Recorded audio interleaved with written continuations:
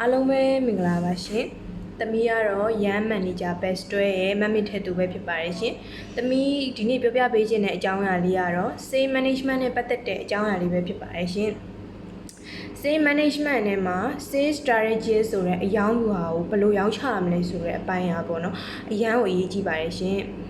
အယောင်းပိုင်းမှာဘယ်လိုရောင်းချရမလဲ customer တွေလက်ထဲကိုဘယ်လိုထည့်ရမလဲ customer တွေနဲ့ relationships ကောင်းမွန်ဖို့လိုအပ်ပါတယ်ဒါမှသာလျှင် sales focus ကိုရအောင်သွားနိုင်မှာဖြစ်ပါတယ်ရှင်sales material တွေကိုလည်းကောင်းမွန်အောင်စူးစမ်းဖို့လိုအပ်ပါတယ် company တစ်ခုမှာအရေးကြီးတဲ့အပိုင်းကတော့ sales management ပဲဖြစ်ပါတယ်ရှင် sales management အောင်မြင်ဖို့အတွက် strategy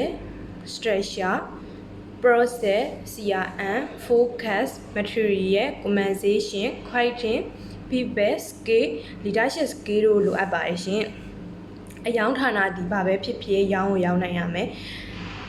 ရည်သည့်အခြေအနေမှာမဆိုရောင်းကိုရောင်းနိုင်ရမယ်ဆိုတဲ့ရည်ရွယ်ချက်နဲ့အတူလှုပ်ဆောင်နိုင်ဖို့လိုအပ်ပါတယ်ရှင်နားထောင်ပေးတဲ့အတွက်အားလုံးကျေးဇူးအများကြီးတင်ပါတယ်ရှင်